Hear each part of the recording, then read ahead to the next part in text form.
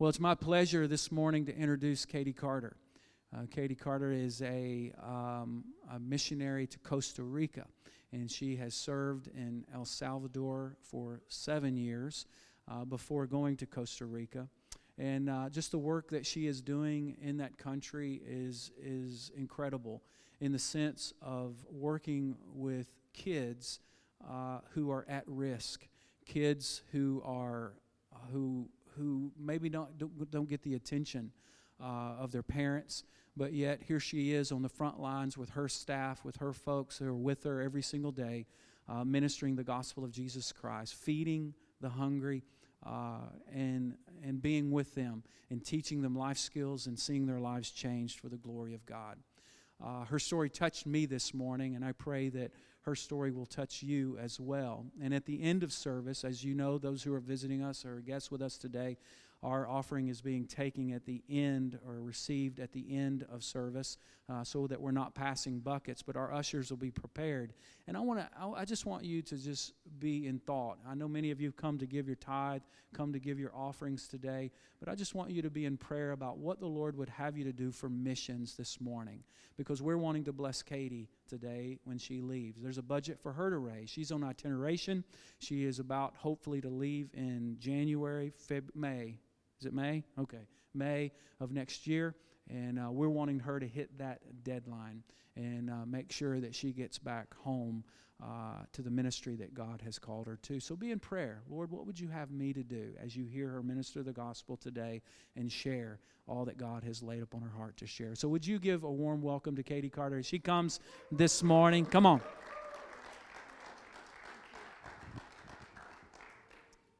So good to be with you guys. I had the opportunity to go to kids' church, and that's my favorite place to be. I mean, you guys look all right, but the kids, they have my heart. And so great group back there, and happy for you to have some great Memphians. I'm from Memphis, so you guys are lucky and blessed. Hi,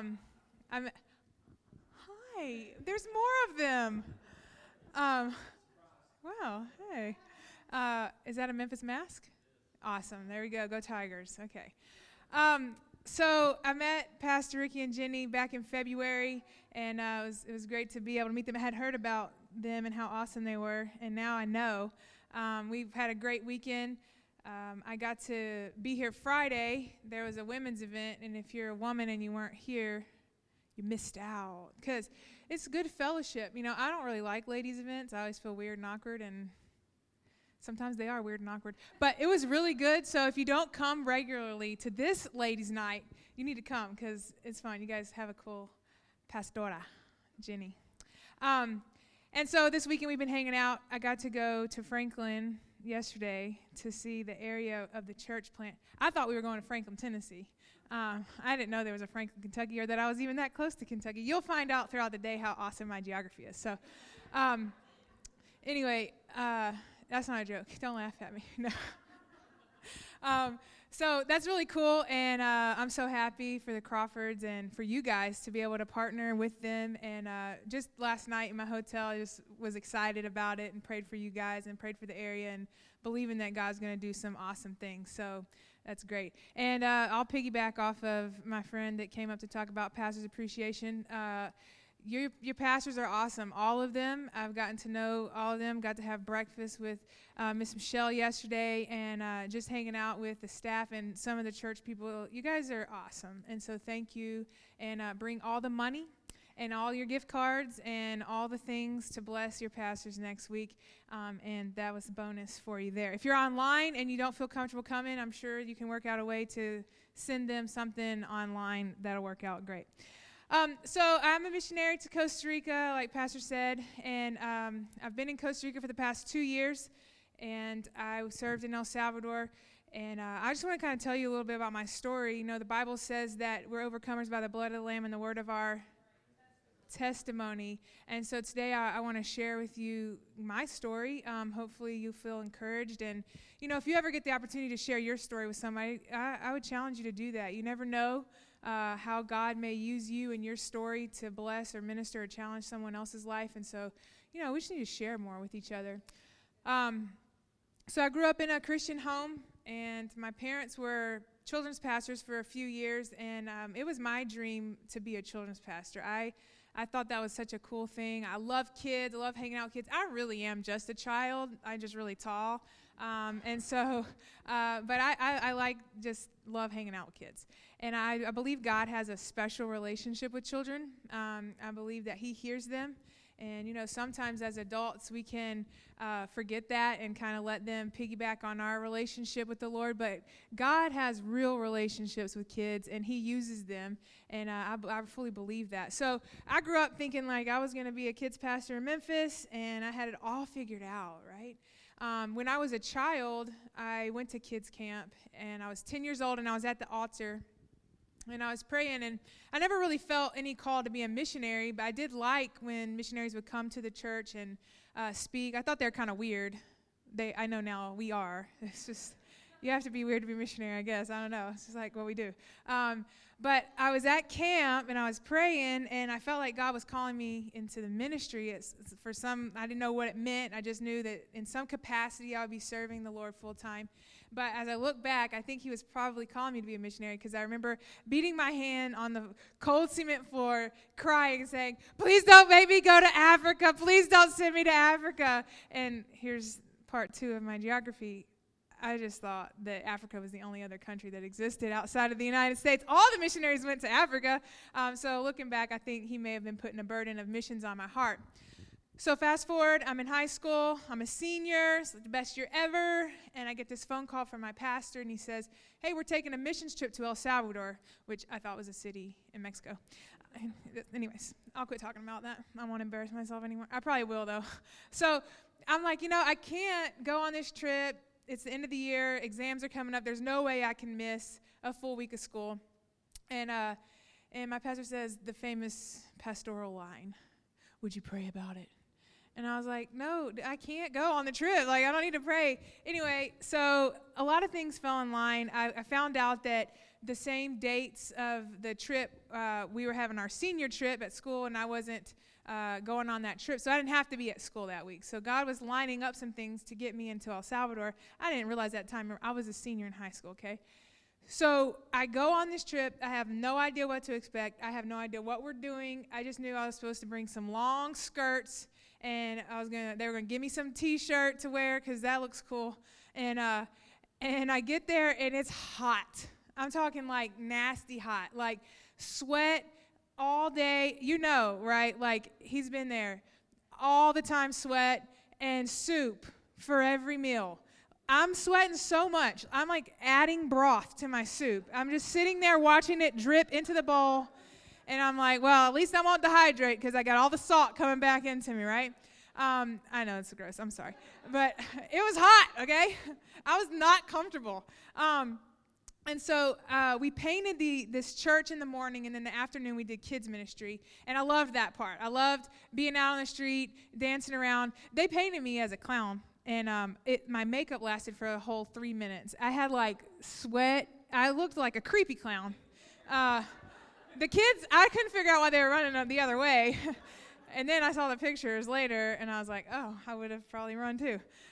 Anyway, so it was great. We played games with them. We passed out candy. I was giving high fives, all the nine.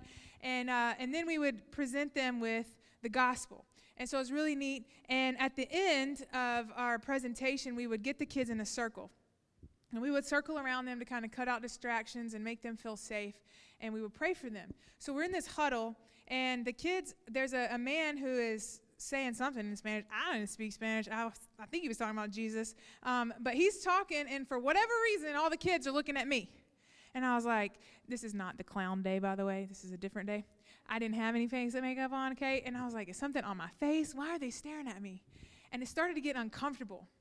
And it started to go deeper than something physical, something that was happening inside my heart. And I said, God, I don't know why they're looking at me, because I have nothing to give them. I can't speak their language. I mean, I can say hola, I can say taco, and I can say baño.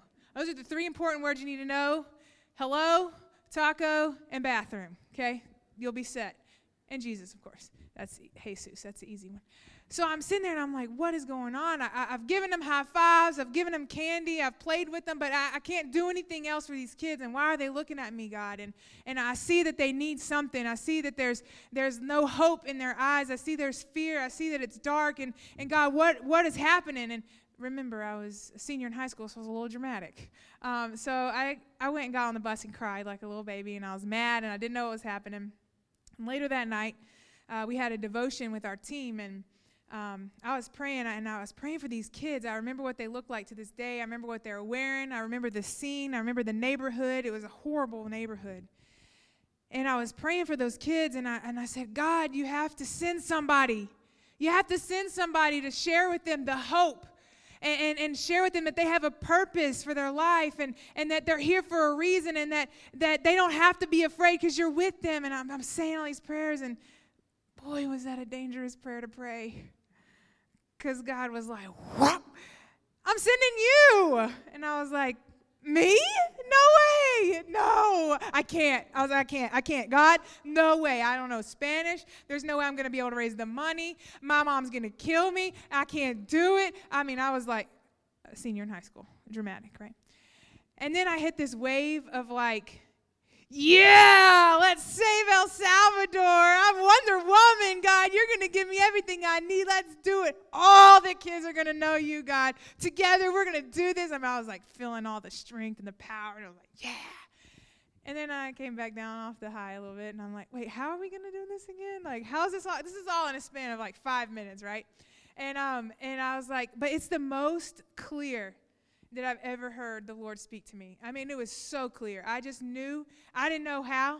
I didn't know when, but I knew it was going to happen sometime. I knew God was calling me. And so I go home. I'm so excited. I'm going to tell my family about it. I'm a little nervous about how they're going to react. El Salvador is a bad place. Like, if you don't know anything about El Salvador, it's like crime capital of the world. It's up there. It's bad. It's scary. But I was going to go to El Salvador. And so I sit down with my parents, and I had like printed out all my pictures. This is before the smartphones, right? So I had like a little disposable camera, got everything developed. I had all my little souvenirs. I had my journal that talked about all the soup I ate, and I was ready to tell them what happened in El Salvador. So I tell them, I said, Mom, Dad, I feel like God's calling me to be a missionary. And my mom's like, I'm like, Mom, I'm not leaving today. Like, I'm sure I'll be married with kids. Like, can you imagine? It's going to be awesome. Like, this kid will do the puppets, and this kid will do the dancing, and this kid will do a little illustrated sermon. And I'm like, I'll have my own team. It's going to be awesome. And she's like, that's not why I'm crying. And she goes and gets a cassette tape. Some of you guys are young, and maybe you don't know what that is. You need to ask your parents. So she comes out with it. Did you just ask? You know. Good. That's right. So she comes out with a cassette tape, and she puts it on, and it's of her in this service in 1985. And the pastor has a word from the Lord, and he says to my parents, you're going to have 2 daughters. One will be a missionary, and one will be a worship leader. And 1 year later, I was born, and 5 years after that, my sister was born. I don't have any brothers. I don't have any more siblings. It's just us 2. It's like exactly what the Lord had prophesied. My sister has been in worship ministry her whole life. And so for 18 years, my mom and dad waited for God to call me to be a missionary, knowing that it was going to happen. And I'm so thankful they didn't tell me before, because I would have probably run the other way. Like, God needed to tell me that. And that's such an important piece of my story, because every time the devil tried to come in and throw doubt at me and try to say, you know what, you can't do it. There's no way you're going to make that happen. You can't speak the language. You'll never learn the language. You're not good enough. You can't speak in front of people. There's no way it's going to happen. Those kids don't want you over there. I'd say, wait a minute. Before I was even thought of, before my family had even planned on having kids, God was working. God was moving. God was preparing. God was giving promises. And those promises would be fulfilled 18 years later when he called me. And I'm so thankful for that. And I know, and it's so cool, like, we didn't know that he was going to talk about promises this morning, Pastor Ricky, and I believe God has given all of us promises. He's given us things in our hearts, and sometimes we push those aside and we forget But I believe he wants to bring those things to our remembrance today so that we can walk in those promises. So I go to El Salvador 4 years later and work in a kids ministry, and it's awesome. Go back to the same place, and I spent 7 years there. God did some incredible miracles. Got to see tons of kids come to know the Lord. Man, it was just awesome. I'm so thankful for my time. I learned a lot.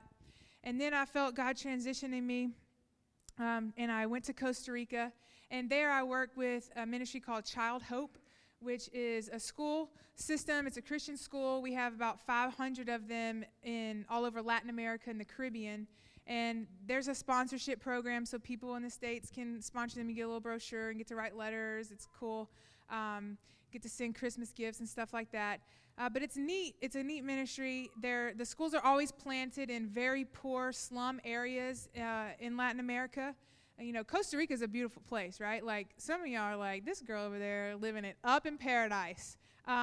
If you watch Wheel of Fortune, I've been watching it with my dad lately, and they give away trips to Costa Rica quite often, and it's beautiful. That ain't where I live, and that ain't where I work. Let me just be honest with you, okay? Like, that's on the other side, okay?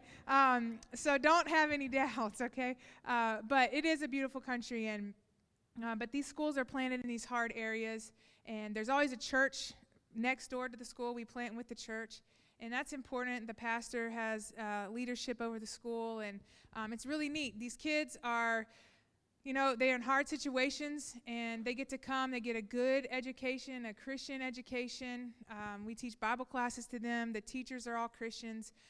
The public schools in the area are just horrible, not good education. So our schools are important. We also give them hot meals. A lot of these kids don't get to eat a lot. They don't always have 3 meals a day, and most of their meals are rice and beans. And so, you know, providing those meals for them is important. It's good. We also have a government program that is helping out the really bad off situations, and those kids can come from 6 a.m. to 6 p.m., and that keeps them off the streets, so that's really nice, and they get to stay with our teachers, and it's cool. Another thing that's important about our school is that we teach the kids how to dream. If you were to ask, you know, a kid here in the United States, what do you want to be when you grow up?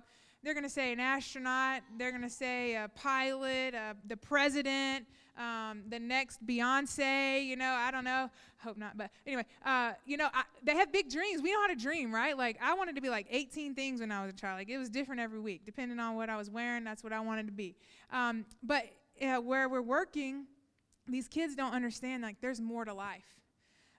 They can dream. They can have these dreams. We understand that if we go to school and get a job, you know, we can support our studies and we can become something. But they don't understand that because they haven't experienced that. So that's why our schools are important, teaching them how to dream. If you ask a kid, I've asked several kids before, you know, what do you want to be when you grow up? And they say, I want to be a bus driver that drives on the route that goes to here and there, and or I want to sell bread at the end of the street over here. And you know, those are fine, like those are jobs, but that's all they know. They don't know there's more. A lot of them haven't even come off of the mountain where we work, but we do a career day with them, and we bring in professionals that have come from the same background. And a lot of Child Hope has been around for a lot of years, and we bring in people that have graduated from Child Hope schools, and they get to talk to the kids and say, hey, you can do this. Like, believe in yourself. God has something great for you. So it's really neat. And so been working there the past couple of years, and we have 6 schools in Costa Rica, and I was in 2 of those schools. And so I'm hoping when I get back, my goal is to leave in May and to get back and get involved in all 6 of those schools. We have chapel services for the kids once a week. That's their time to go to church. Many of them don't go, you know, on the weekends. And so I want to help the staff of the schools build some curriculum and some resources to help have an amazing kids service for them. And so I'm excited about that. I feel like God's also put a burden to lead a kids camp for them, like a kids camp season for all 6 schools. And so I'm excited, and I covet your prayers because God's given some good dreams and big dreams, and I want to see those, you know, come into fruition. And so I'm excited to get back. Thank you for supporting missionaries. I was looking at your wall back there, and that's incredible. You guys do a great job of supporting missionaries, so thank you. We couldn't do it without you. We can only go as far as you send us. And so thanks for your prayers. I do have a table in the back if you want to grab a prayer card afterwards. But I want to tell you about Naomi. If you'll go to the next slide. That's Naomi in this big picture here, and she is my sandpaper queen. Like, you know, somebody just rubs you the wrong way. You're like, oh, girl. She came to us. We work with like 5th and 6th grade girls too. We have a ministry for them, after-school ministry, to keep them out of trouble and give them a place to just be girls. We do their nails. We do crafts. We teach them life skills, sewing, cooking, how to handle money, things like that, things that'll help them when they get older. And so Naomi comes to us. She was in the 5th grade, and every time she comes in, she's just angry. Like, you ask her how she's doing, she's bad, life's bad, everything's bad. You know, you give her a cookie, and everything's still bad. Like, I mean, give me a cookie, and I'm good for like at least another hour. But anyway, she's just an angry kid. And I started to take notice to that and begin to like pray for her and ask God for wisdom on how to lead her. And as we got to know her, we found out that Naomi is one of 7 kids, and all of them have different fathers. So you can imagine that's already crazy, and there's no father figure in the home. And Naomi's in the middle of the line, and she and her siblings are all part of our government daycare. And so she's at the school from 6 a.m. to 6 p.m.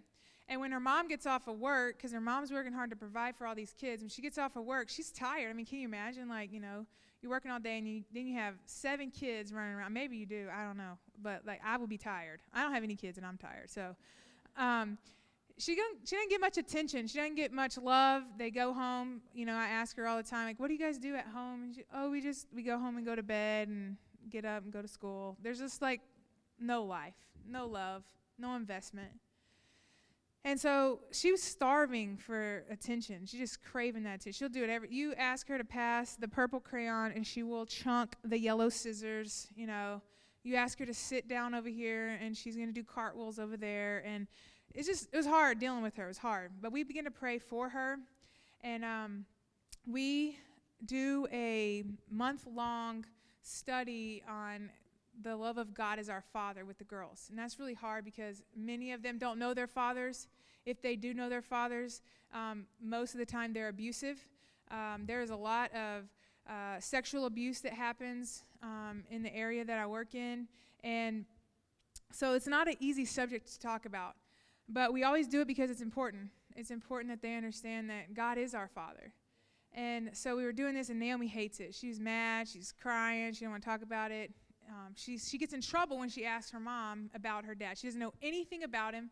She doesn't know if he's alive or where he's at, and she's pretty bitter about it. And so I said, you know what, Naomi, like, let's start praying. Let's just start praying. And that was a bold move for me because I didn't know anything about him either. I don't know if he's alive or what, but I know that God hears our prayers, and I know that he can heal her heart. So that's how we began to pray. And I wish it would have happened real fast, but it didn't. We prayed for a long time. We prayed for months. We prayed over a year. And in November of last year, Naomi comes over. This is when we snapped this picture. She's smiling. I've, like, never seen the girl's teeth before. I'm like, Naomi, what's going on? Did you get an A on your test? And she said, no, come sit on the couch. We have this big couch where we always come and talk about our day. And so she comes, and she sits down, and she said, I met my dad. And I was like, what? How? Like, oh my goodness, this is crazy, you know? And she said, and he bought me some new shoes. And she was wearing these new shoes. She didn't take them. She had them on the rest of the year. And she said, and he got me my first Happy Meal. Like, can you imagine 6th grade? Like, our 6th graders over here are like, give me the Big Mac and supersize and the apple pie, you know? But she was so happy. She'd never been to McDonald's before. And she was so excited. She still had the little box from the meal in her backpack. Like, it was huge. And so we're talking, and I'm like, how did this happen? You know, yeah, and he calls me every day. And so I'm like, wow, this is crazy. And then she said something. She said something that hit me right here. She said, He heard my prayer. He heard my prayer. 6th grader got it. She got it. And all the junk that she did that got on my nerves, all that rubbing me the wrong way, it didn't matter anymore. It didn't matter. It was worth it. Because she got it. And she graduated in December. Dad came to the graduation. We do a big, it's like so beautiful prom, all this, 6th grade. And they do a daddy-daughter dance. And she got to dance with her dad. And I was like over in the corner like a blubbering fool. I was like, oh, Jesus, you're so good. Oh, it's awesome. You know, they're just dancing. She's so, she just smiled the whole time. It was beautiful. He heard my prayer. And I know that now, and she's in middle school, not really because nobody's in school right now because of the corona, but she's in middle school now, and I don't worry about Naomi because she understands that God hears her. And people ask me, I've had people ask me before, what compelled you to do this? Like, it's kind of crazy, you know, that you would pack up everything and move to another country and go by yourself and wait and hope people support you to do it. What compels you to do that? That's what compels me to do that. That's what compels me to keep going. Because if every kid that I come in contact with can say, he heard my prayer, and that they get it, it will have been worth it 1,000,000 times over, whatever it takes. And so there's another girl named Genesis, and she's in our program. She came last year. She was in the 5th grade. And Genesis is, she's really overweight. And she comes from a really tough home. Her mom is a drug dealer. Her dad's in jail. And they live in this shack. Wouldn't call it a house. It's pieces of things that are put together, and really bad situation. Her grandmother lives kind of up above them. Her grandmother's really old. She loves Genesis. Her mom is just, she's on drugs. It's a really hard situation. And her mom came, and I was talking to her one day, and she said, hey, we took Genesis to the doctor, and she's really overweight, and the doctor wants her to lose weight. So we quit feeding her. And we haven't fed her in 4 days, and so don't give her any food today. And I'm like, woman, that is not how that works. Like, she's going to get some food today at my house. Like, we're going to get the girl a pizza. We didn't give her pizza, but anyway. So what was happening was poor Genesis was starving, and so she was stealing kids' food at school, which was causing a lot of bullying, name-calling, and it was a really horrible situation. And Genesis came to us a few days later, and she had cuts all the way up both sides of her cheek. And I said, Genesis, what happened to you? And she said, my cat scratched me. And I was like, no, girl, like that ain't no cat scratch. So I said, come sit on the couch and let's talk. And she said something that really broke my heart. She said, I think it would be better if I wasn't here. 5th grade. She said, nobody loves me, and I just think it would be better if I wasn't here. And that was a hard day. We had to walk through some things with Genesis and her family, and we got her some counseling and stuff. But I don't tell you that story to pull on your heartstrings and all that. I tell you that, and I've told every church that story because I covet your prayers for Genesis. And the reality is that Genesis is not the only one going through that.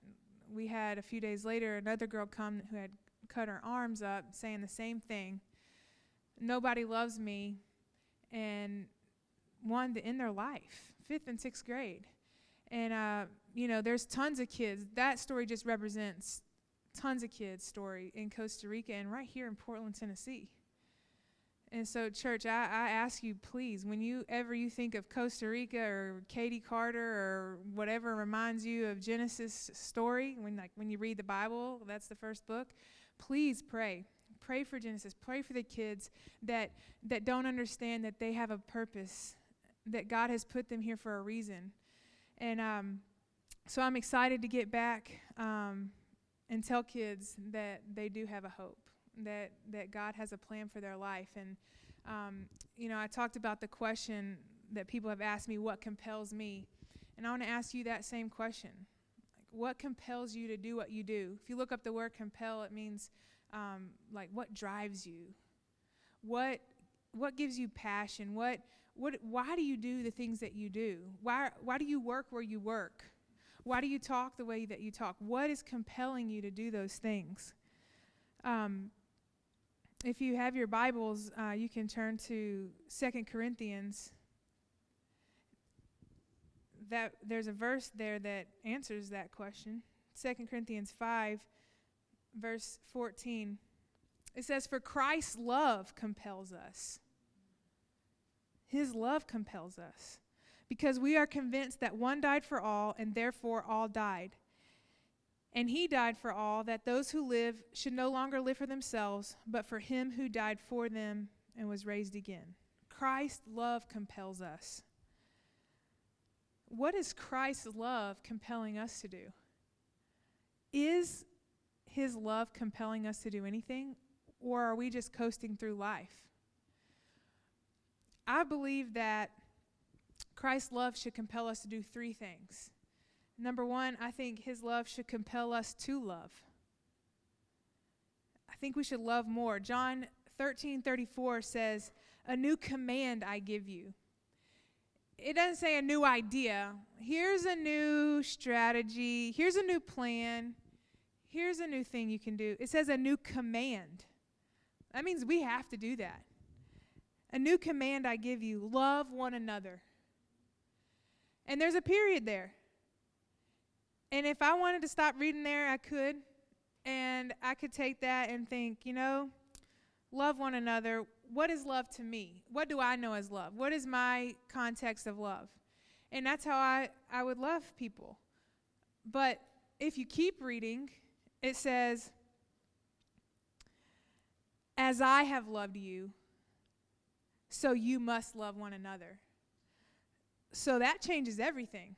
It's no longer what I think is love. It's no longer how I want to love you or the conditions that I put on love. It's how Jesus has loved me. That is how I'm to love others. So what is love? Love is patient. Love is kind. It does not envy. It does not boast. It's not proud. Like, this is tough. It doesn't dishonor others. It's not self-seeking. It's not easily angered. It keeps no record of wrongs. Love does not delight in evil, but rejoices with the truth. It always protects. It always trusts. It always hopes, and it always preserves. That is love. That's how Christ loved us. He gave his life for us. He died an ugly death for me. So then what am I going to give in return for him? Like, if he gave his life for me, I should give my life for him. That's the kind of love. And that's tough love. That's an unconditional love. And that is hard. But church, I think it's time for us as children of God to rise up and love more. We're in such an amazing time. I love what he said about, what did you say? Something about the pandemic. It just slipped. I said that was good. It was good. Y'all know what I'm talking about, right? Go watch it on the film later if you don't. Man, you didn't lose out. And this is not a time for people to lose out and quit. This is the time for us to stand up and fight and show people our love. They will know we are Christians by our love. And sometimes it's hard because we walk around with a stank face and pouty lip, and we got things going on. I understand, life is hard. There's things that we go through as Christians, it's not rainbows and butterflies. But because of what Christ did for us on the cross, we can walk in that love, and we can show that love to others. I think, number two, Christ's love should compel us to give. And don't tune out on me there goes the missionary talking about giving. But I'm not just talking about money. In 2 Corinthians 9:7, it says, "Each of you should give what you have decided in your heart to give, not reluctantly or under compulsion, for God loves a what? A cheerful giver." Like, have you ever just blessed somebody before? It feels great to do that. You get joy from it. I mean, you just are able to help someone out, not just with money, but what if we gave more of our time? What if we were giving more of our talents? I think that God has given us all special gifts and talents and skills, and some of us are sitting on them, and we're not using them for the Lord. That's why we have those talents. It's to serve him and to make his kingdom come here on earth. And I think God is like, hey, come on. Use these abilities that I'm giving you. I think that we need to give more of our time in prayer. I think we need some intercessors. Like, we need people who will get on their face before the Lord and pray. We all need to do that. If we just would spend more time with the Lord, we'd be able to walk in love a little bit easier. That whole 1 Corinthians 13 chapter would be a lot easier for us if we were spending more time in God's presence, because God is love. Matthew 9:37 is a verse that we've all heard a million times and have memorized. It says, then he said to the disciples, the harvest is plentiful, but the workers are few. And I've always heard that. You know, man, that stinks. Like, there's people out there waiting, but we need more workers. We need more people to go. If you read Matthew, the next verse, 9:38, it says, ask. Like, it's right here, guys. We got it right here. Ask the Lord of the harvest, therefore, to send out workers into his harvest field. And that word ask in its original translation is not just like oh, God, please send some more missionaries. Amen. No, it's a big, deep ask. It's a get on your face before the Lord, days, hours, months, and beg him to send more workers into the harvest field. There's so many people that haven't heard yet. Do you know that in Latin America, a lot of people think Latin America is a reached area, that everyone's already heard the gospel, but that's not true. Only 1 in every 6 people have heard the gospel. There's so many tribes and groups of people that have never heard. And so as a region in Latin America and the Caribbean, we've decided we're going after the other 5. We're going after them. Like, they got to hear, because God's not going to come back. It's not going to be over until all have heard. And we got to be part of that. We're not here to just sit and soak up everything. We got to go out and tell people. We got to send people. The third thing that I think God's love should compel us to do is to serve. Galatians 5:13 says, you, my brothers and sisters, were called to be free, but do not use your freedom to indulge the flesh. Rather, serve one another humbly in love. We need to serve more. There's so many opportunities. If you are sitting there and you're like, I don't know how to, I don't know where I can serve, I don't know, please come talk to Pastor Ricky. He will get you signed up somewhere doing something, I'm sure. There's places to serve all over in your community. I'm not saying that every one of you should get on an airplane and go to another country. Maybe that's what God's asking you to do, but I don't think that every single person should do that. But I think that God has given us opportunities to love more, to give more, and to serve more where he has us. But are we listening? Is his love compelling us to do those things? Are we sensitive to that? Have we asked God? You know, when Josh, if you want to come on up. When I felt God call me to be a missionary, the first thing out of my mouth was, I can't. I can't, God. I'm not able to do this. I can't do it. There's no way. And I think that was the truest, best thing that could have come out of my mouth. Because I can't. And I haven't done it. God has done it.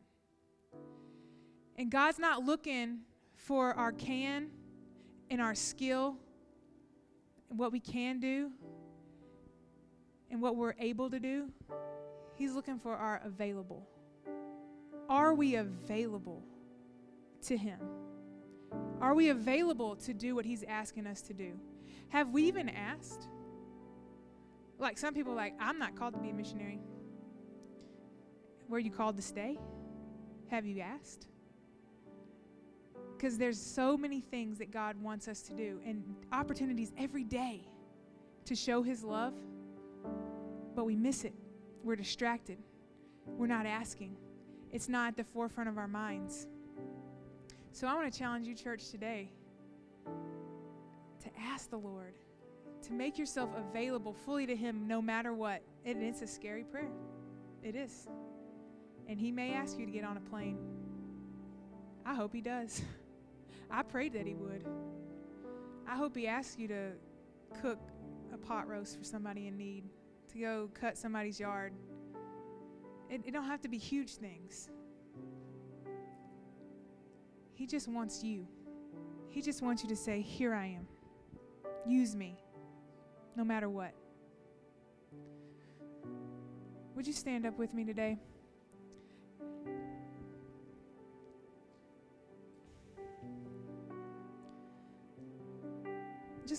I just want us to close our eyes for a minute and take some time. You know, silence is an uncomfortable thing. But I'm going to stop talking for a minute, and I dare you to ask God. God, what would you have me do? I'm available to you. I dare you to say it.